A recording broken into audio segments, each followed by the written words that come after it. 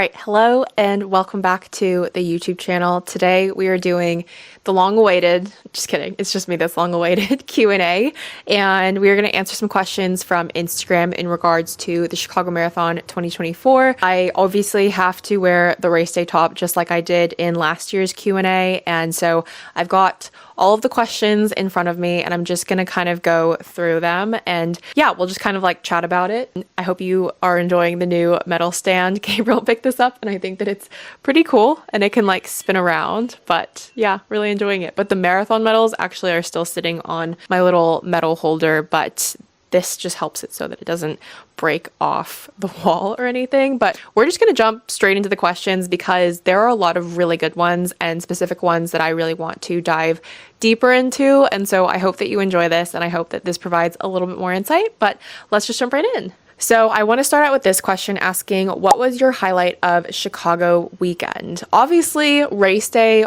is always going to play like a big part in the weekend. And I think that I would say like one of the biggest parts of like race day itself, I'd say like was definitely right at the end, as I talked about in last week's video, where I saw Kofuzi and then I saw one of the people from the Shakeout Run named Vince, and then I saw Gabriel, Alana, Annalise, and Florence, all my friends. And it was just like a moment where I saw a lot of people all within like the space of probably a kilometer, and it was like right when things were like getting really hard right near the finish, but got me pretty choked up and emotional. But it was like what I really needed to power on through the finish. Obviously also the shakeout played a huge part and was just an incredible part of the weekend that I really enjoyed and just still am not over, and I just feel so much gratitude for. So I would say that probably like those two moments were pretty like high up there, but there were just so many moments from the weekend itself that just like it was just such an amazing weekend that felt actually so long, and there were just like so many incredible people that we got to meet and hang out with, and it was just such a fun time. So overall, just a very memorable weekend.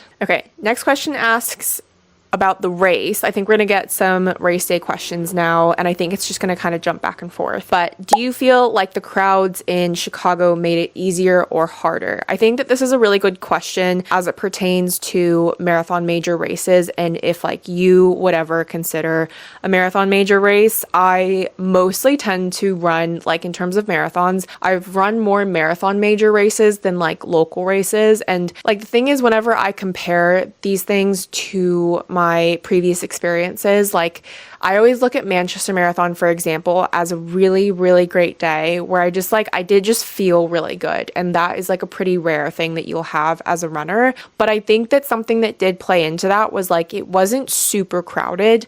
And the thing with marathon world majors is you'll unfortunately spend a lot of energy weaving in and out of crowds, especially at the start. And I think it's okay at the start because like you'll be able to kind of like take that to like slow down a little bit and not go out too fast. But it is very crowded, and like not just in the running, but also like there are parts of the course where there is a lot of support, which is obviously amazing. But that does mean that like the support will kind of like spill out into the street a little bit. So like if you're running along the left side or the right side of the course trying to like get around people, that means that sometimes like you kind of have to like ask people to step back. And obviously like supporters get really into it, and we're so grateful for supporters, but like that's just something to think about when it comes to just like bigger races that'll have like 50,000 plus runners. So yeah, this question also kind of like asks the same thing around what did you think of the size of the race, number of runners, how did it impact you? I would say like biggest impact was probably just that I did end up running more than 26.2 miles, and that's not like a out of the norm thing for people who are running these races. Like I ended up running like 26.5, but a lot of people do get really put off when they're like, oh my gosh, my watch says that I ran like 27 miles. So technically like, you know, something else is my PR, or like Strava measured my PR or whatever. But like in reality, I promise you the course is measured specifically by some very official race organizers with a lot of like very official devices, just as like Dina Castor mentioned in our episode together. And unfortunately, because you are spending so much time weaving in and out of runners throughout the race, like it just adds more distance, hence why people always sort of recommend that you follow that blue line as best to your ability that you can. But I know that not everyone is going to be able to do that, and especially if you're like anyone that's kind of like not in the first couple of corrals, like you're going to be dealing with more sort of runners to weave in and out of. So unfortunately, we don't really have like big open streets like the elites, but obviously like they need that.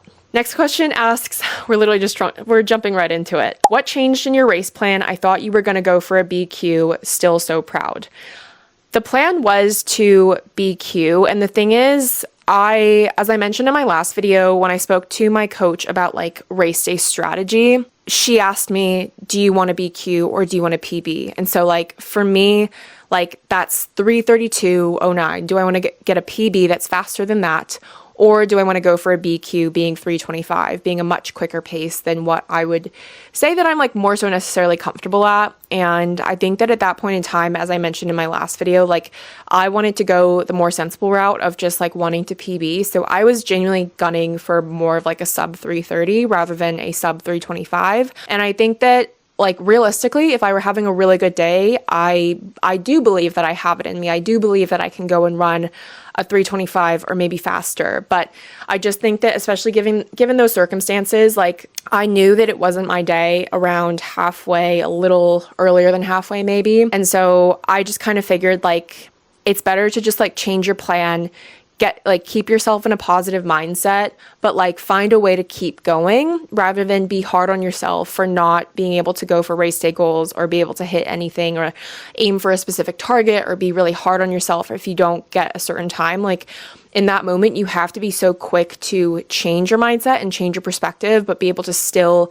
speak positively to yourself and like remain really mentally strong in that moment, because you still, like at the point that I made that decision, like I still had a whole other half of the marathon to go. So it's like you really have to find like the ability to be strong, but like be able to change your goals and be okay with that. And like for me, like more than anything, it always means so much to still be able to complete a marathon and add another marathon onto my list. But I think that at the end of the day, like you just have to play that game and you have to understand that not every race is going to be your race. So whilst yes, I'm still wanting to BQ, I'm still training towards trying to get that Boston qualifier. Like I'm not at the stage anymore where I'm going to be super hard on myself. If things start to not go to plan, then I'm just going to keep pushing myself and I'm just going to have a really uncomfortable and just not very positive race. Like I'd rather come out of it and like be smiling and have had a positive race and be able to reflect on it positively. And I know that there's always going to be another race, so we have plenty more chances. Okay, this next question is, how do you deal with the frustration when you don't accomplish a goal? So I have had the experience of that a few times this year, not just in the marathon. If you've been following me closely, or, if you're me and you just like have been analyzing your race times this year, it's very easy to see that I have not like necessarily PB'd or advanced in any of my race times this year. And I say it all the time, 2023, I was getting so many PBs. It was like every single race was a new PB, and it was a crazy feeling that I've just not, unfortunately, been able to have this year. It is incredibly frustrating, and I think that if I'm honest, I always feared the day that I would not PB. Like all year last year, I was really afraid because I was like on such a streak of just these constant highs and constant PBs. And I felt like if I didn't PB, that like people wouldn't see me the same, or like, especially like when you bring social media into it, which I know that there's another question that's asking about that. But like when you're thinking about like the element of like performing and that sort of thing, like I know that that's not what running is about.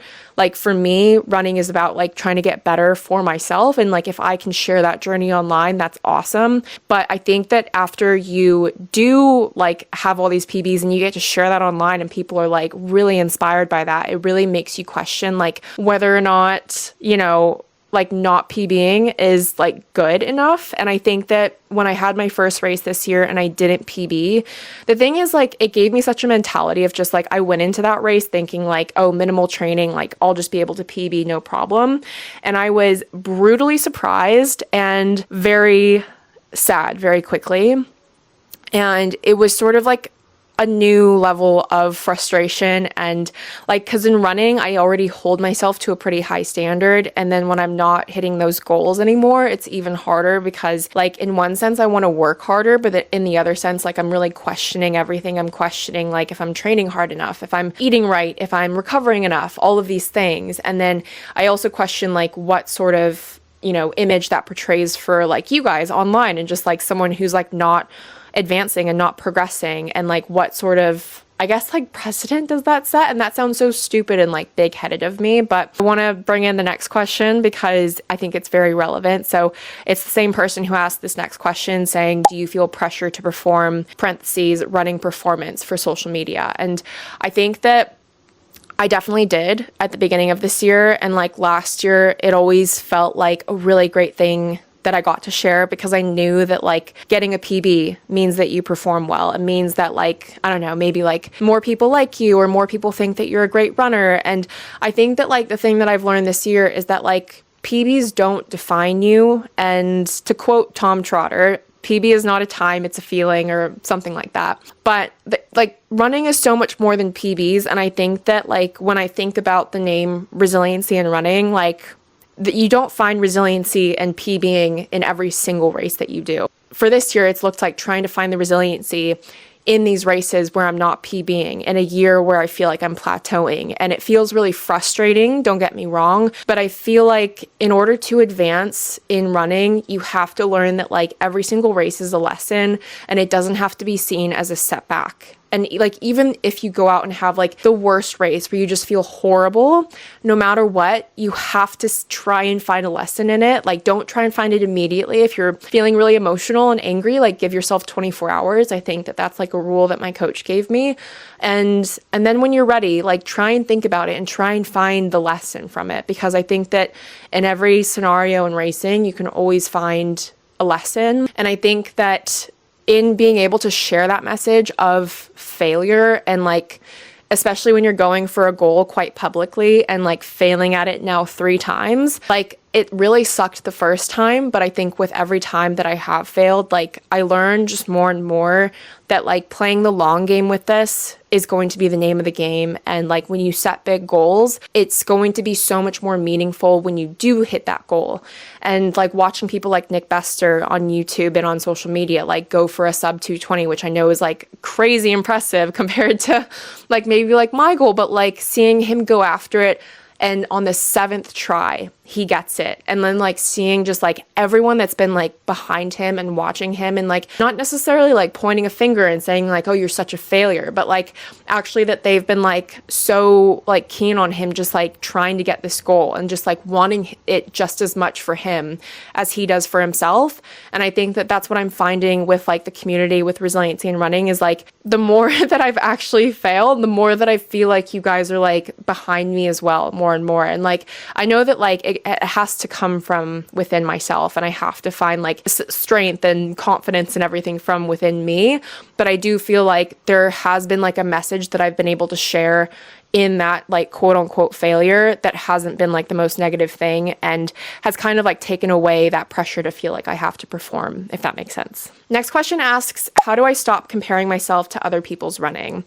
This is very hard to do if you're like constantly online, constantly on Strava, and especially like even if you like, you know, run with a run club normally, or you have friends in the running space that like, you know, they might be constantly sharing about their training or where they're at their journey in time and like what they're training for. And I think that it's very easy, especially when you're like talking about like race day times, your paces, easy run paces, like all of these things are very easy to like try and compare yourself to. But I think at the end of the day, I always try and remind myself that like, I don't know what that person's running journey looks like. Like, they could have been running for far longer than you or I or anyone knows, but like you wouldn't know it, or like they might not like tell you, or it might not even look like it at first glance. But I think that it's just important to remind yourself that like, I think as much as running can be a very like community team sport, I think you have to remind yourself that like it's also like an individual sport,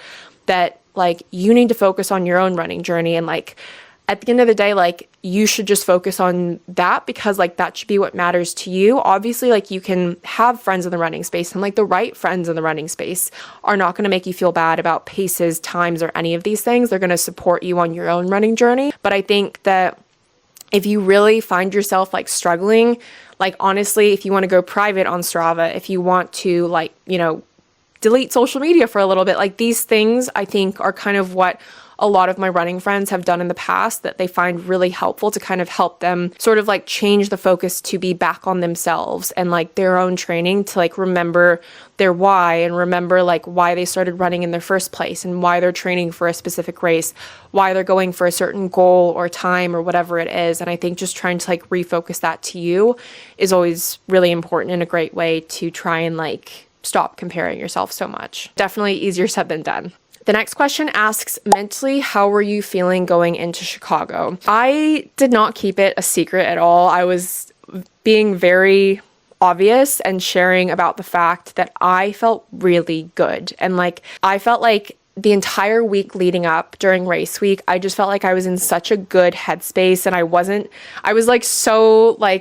on such a high the entire week and just feeling so happy and so confident. So like, just like excited because I had such a great training block, and I was really excited to see what we could do at Chicago Marathon. And I think that like, regardless of like the outcome, I think that that was something that I've never experienced before, and something that was really meaningful, I think, in just like my own mental preparations for the race. Don't get me wrong, I was definitely nervous, and like race day nerves are great and all, but I think that as well, you need to make sure that like you're excited and you're happy for it, and like being so like in that, like, I don't know, strong headspace of just like feeling so confident and so positive. You don't want to let anyone else ruin that for you, and just like being really strict about that, and just practicing affirmations every day, like practicing breath work, whatever that looks like for you to get yourself into the headspace. Be like imagining yourself at the start line and just like having the best race, like just like visualizing everything. And that's something that I've been practicing throughout my training block. And I think that that's something that kind of like led to me being in such a good headspace mentally going into Chicago, which I think was just so different in terms of like how I felt going into Chicago last year. I think last year I was much more nervous, but in a way of just like nervous, scared, and like coming from a place of fear more than anything. And so I think all of that stuff that can seem so cheesy can actually be quite a game changer just in like that final week. Next question asks, how do you let go of concerns of body image while training? I made a TikTok while I was in Chicago, and I kind of alluded to this, and I think it's something that over the training blocks that I've done, I have slowly let it go more and more. I think it's something that's really easy to fixate on for those of us, especially that have dealt with a past of like disordered eating or some sort of a disordered relationship with food and diet and weight and all of that stuff. I think that what really brings me back and keeps me headstrong, especially during marathon training, is that like I just constantly think of my body as a car and food as fuel for the car, because like I think that like anyone who has undereaten and then like changed to, you know, fueling properly, I think that like all of us can attest to the fact that you feel the difference in those training runs and workouts where you're just like, you know that you have somewhere to kind of like pull energy from. Whereas like if you're not fueling enough, like you feel like these workouts are so much harder than they actually should be. And so for me, like I always try to remind myself, like, you know, not only like am I someone who needs fuel to be able to do these big training runs and weeks and stuff, it's also that like my body is so strong that I can get through this training block. And I've gotten through 9 marathon training blocks now, and for the most part I've gotten through them uninjured, other than one injury and one niggle. But I think it's always a celebration to be able to get through a training block and be 100% healthy, and know that like you did fuel yourself enough to make sure that you didn't get injured, and that you got to complete every training run, recover as well as you could, and just like complete them to the best of your ability. And I don't think that all of that is possible without fuel. And if that means that your body gains a couple pounds during marathon training, like so be it. Because for me, I've learned that like, especially when it comes to chasing big goals, like the training just like ramps up, and you know, you're definitely challenged to a new level, and you cannot run and do those like big training runs on the track, you know, on the weekends for your long runs without fueling yourself. So there's just no way around it. You can't try and lose weight and marathon train. Like it's just never going to work. So I think like you have to figure out what's more important to you, and then go from there. So like people who are more focused on like weight loss as a goal, like you can't marathon train. And if you do deal with body image issues when you're marathon training, just try and remind yourself of like how grateful you are for your body, this one body that you're given, and this one body that has, you know, gotten you through so many runs. If you've done marathons before, so many marathons, and just like expressing gratitude really, really helps me during those sorts of like, I guess, like bad body image days. Next question asks, how did you adjust your mindset to finish with a positive attitude in Chicago after cramping, etc.? Yeah, it was hard for sure. I think that it's especially hard when like you're dealing with something new. And I know that we all say like try and control the controllables because so much on race day is out of our control. It's really hard when something happens to you on race day that you've like never really experienced before. And for me in this case, that was full body cramps. But for me, like I said in my last video, it just comes down to like, I have to just like speak really positive affirmations over myself. And like, whether that is like looking down at my hand and seeing love the grind on my hand and reminding myself of that, or like reminding myself to run the mile that I'm in, to run strong. I have a couple of like, just like short sentences that I repeat to myself during training that help me on race day.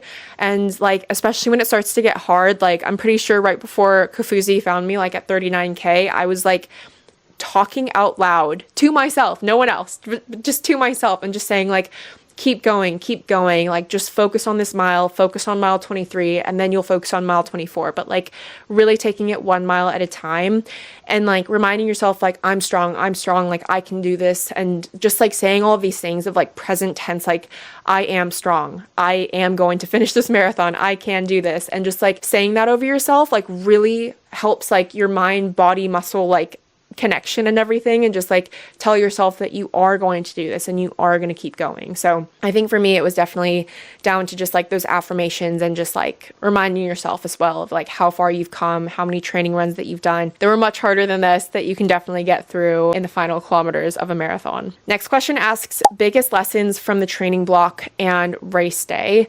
It's hard because honestly this training block felt pretty nearly perfect for me. I think that it was like really solid all around. I think that I really nailed down my fueling. I think that like the only thing that I might want to like change or test a little bit more in my next block is trying to reintroduce carb drinks again, because I did used to drink them a little bit more last year, but I've just not been able to get back on track with them this year. And so I think that that's something that I would be interested to see, like if that's something that I want to try and like incorporate into training, that I could maybe have as like another like fuel source other than gels on race day, or just like working on hydration more, training with salt stick tablets during runs and not just having them pre-run.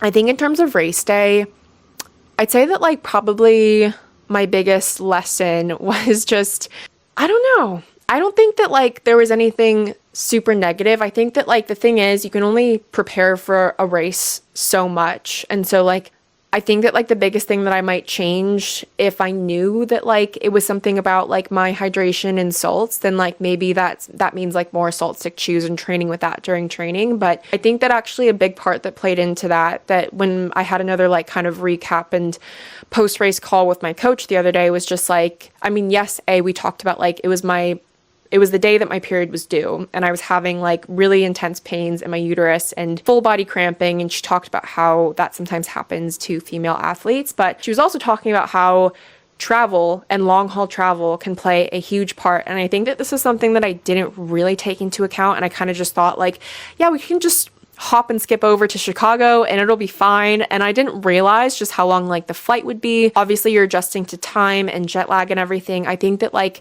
the main thing that I would change, and this might be like hinting at my next marathon, but like when I'm traveling to marathon number 10, I want to bring my massage gun, bring like the massage balls and like things to kind of like make sure that I have like control over being able to like stretch out and massage my muscles and everything when I'm like in between travel and when we're like in the hotel in the days leading up. Next question asks, I'd love a recap of everything you wore and how you carried fuel/hydration. So in terms of everything that I wore, like I said, my bandit top and the Lululemon Fast and Free shorts. I did wear a sports bra under the bandit crop, even though it's like labeled or marketed as a 2-in-1 sort of like top and bra. for those of us with a bigger chest, it's not enough support. And so I was wearing a bra underneath it. And then I was wearing my bib belt, which I always get questions about. It's from Decathlon here in the UK, but I've heard that Spy Belt do a version that's kind of similar. And that held 6 gels. And so I had 6 gel 100s, a mix of both caffeinated and non-caffeinated. And then the race day crop had a pocket under each armpit, and that could fit up to 2 gels on each side, but I only ended up carrying 2 on one side and 1 on the other. So on me, I was carrying 9 gels. I wasn't carrying hydration. I thought about bringing my hydration like little bottle that I was doing a couple of my long run training runs with. But at the end of the day, I decided against it. Whether or not that would have made a difference, I genuinely don't really think it would have made that big of a difference, because they did have water stations every 2 miles, and then there were just a lot of people at the end that were handing out water bottles and hydration. So like, I knew for me, if I did choose to bring it, I would have ended up tossing it at some point. So I don't know like how much it would have actually helped me, but I think for me, like, there's not really much that I would have changed in terms of like how I was carrying fuel. For me, I've like really mostly practiced with like carrying gels and taking gels, and it's never really been too much about like carrying water or like, you know, anything like that, because I'm never going to be wearing a hydration vest or belt or anything like that. So I think for me, I'm typically just trying to hydrate as much as I can in the days leading up and the week leading up, and then heavily relying on the race day course for hydration. Next question asks, this is perfect, advice regarding drinking water at water stations without choking or spilling. Now, there is a method that a lot of people talk about with especially water cups, which the Chicago Marathon did have, is you pick up a cup and you pinch it in the middle, and then you try and kind of like swallow it when you can. So that pinching kind of helps prevent like spilling everywhere. But for me, if it's like filled too much, sometimes I'll pour a little bit of water out. Then I tend to wait until I'm like breathing in to drink the water, so that I'm not like messing up my breathing or anything.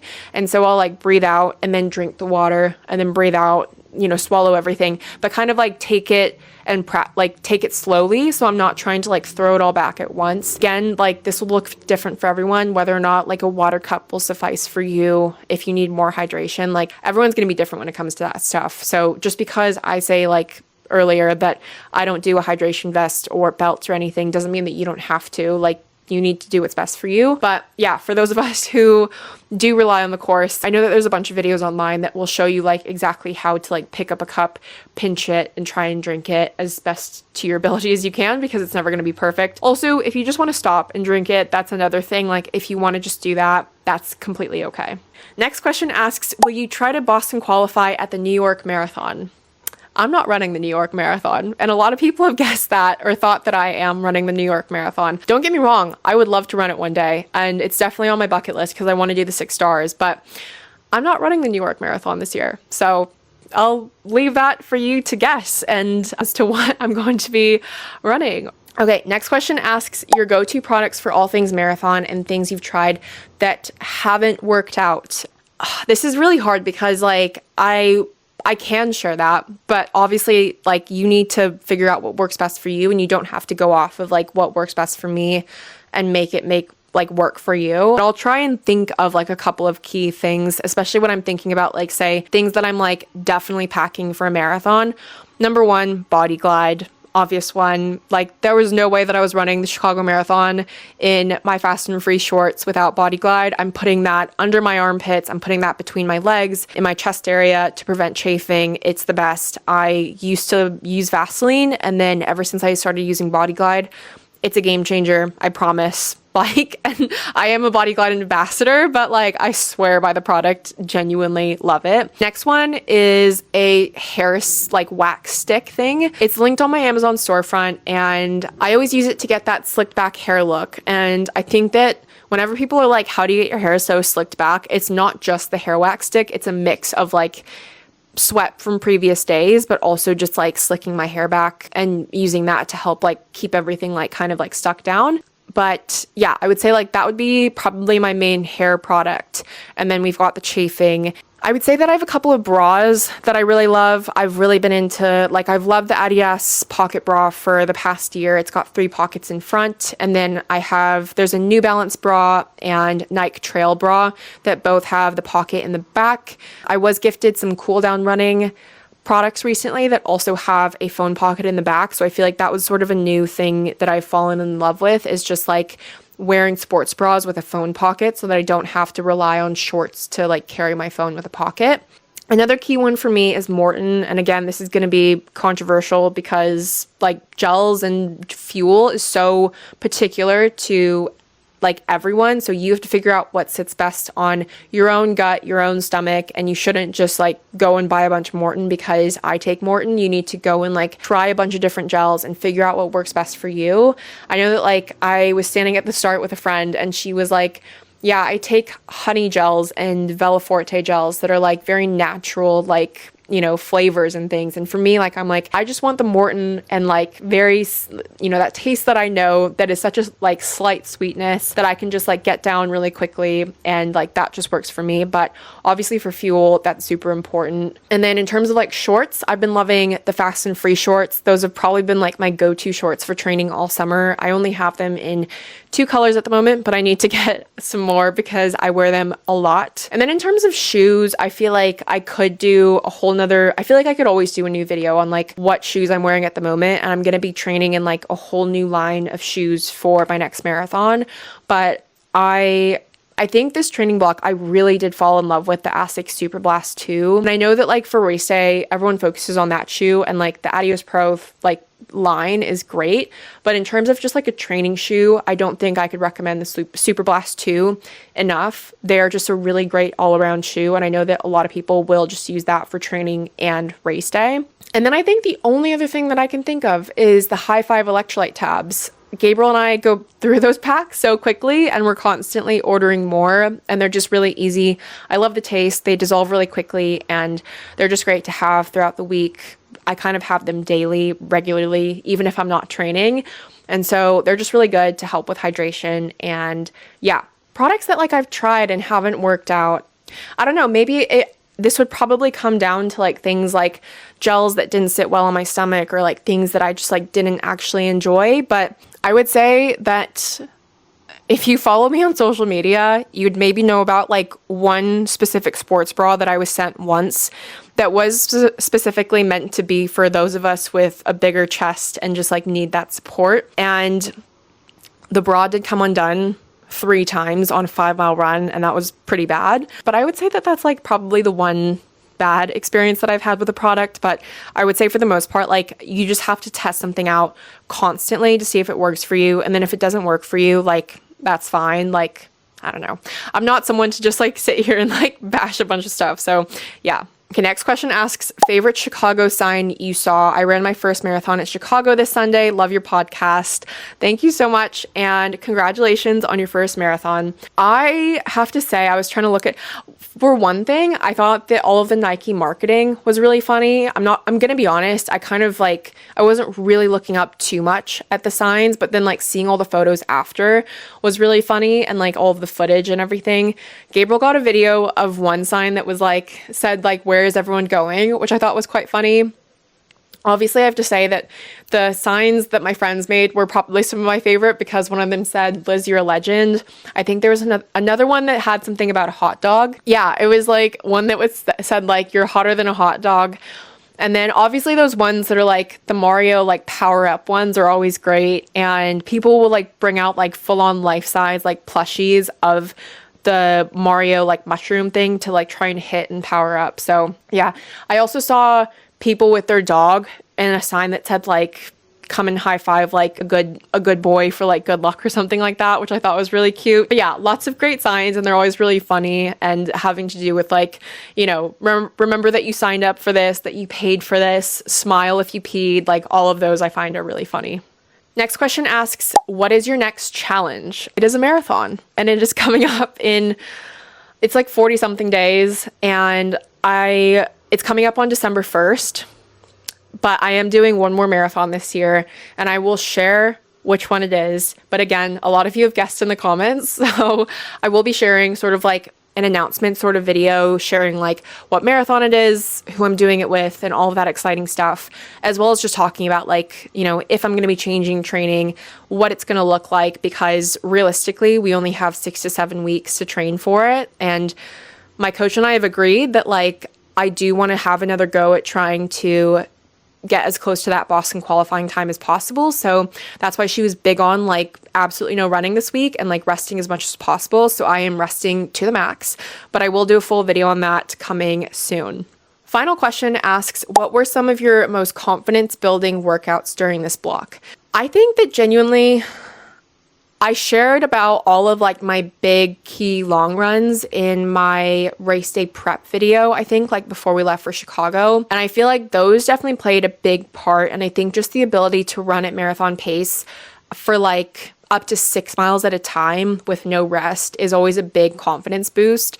And being able to do that, and I always did it in Victoria Park here in London, that is like, they have like slight inclines, slight hills, but like just like trying to give myself a realistic terrain of like what Chicago might be like. I think that those were really confidence boosting. I really enjoyed the Yasso's workout. I know that like some people strongly agree or strongly disagree with like how realistic that is in terms of like predicting your marathon time, but I think that I remember it specifically, and if you haven't watched that video, I'll put it right here. You should definitely go watch it because it was a really fun video. But I remember it specifically because I think that I had a pretty intense Sunday run or something, but I was like definitely feeling really sore, and I feel like morale was a little bit low, and I was like not sure if I was gonna like be able to hit the pace as well, if I was just gonna like do well overall. A key thing that really helped me in that workout was obviously having Gabriel there was really great. I think that that was also just like kind of a fun thing to see like, you know, where my fitness is at, and like kind of like, I don't know, see like if I could like hit that 3:30 or whatever. And I think my average was 3:27. That was just kind of like a fun thing that did honestly like help me feel more confident, but it was just more fun than anything. But I think that for me, those marathon pace long runs always give me the most confidence. And I know that like that'll be different for everyone, but that's just something that I think helps me the most. But that wraps up all the questions as the light goes out. Okay, obviously that was perfect timing, but that wraps up the questions. Thank you so much for sending in your questions. If you want to be a part of the next Q&A, make sure to follow me on Instagram. It's just at resiliencyinrunning. But if you like this video, make sure to give it a big thumbs up and comment down below what your guess is for which marathon I'm doing next. And if you ran Chicago, if you have like different answers to any of these questions, let me know in the comments. And as always, make sure to subscribe because I come out with a new video every single Friday at 10 a.m. GMT. I also have a podcast that comes out at 6 a.m. GMT, but it'll be the same thing with this. And some weeks it changes. So you guys should definitely go and follow the podcast as well. But as always, I appreciate you guys so much. Thank you to everyone who cheered for me on the road. I saw people in the YouTube comments saying like, I cheered for you at mile 20. And like, that's so cool that people on YouTube that subscribe here we're just like out in Chicago cheering. So thank you so much. I appreciate you so much. And I will see you in the next video, and I will share soon what the next challenge is. I'll see you in the next one. Bye.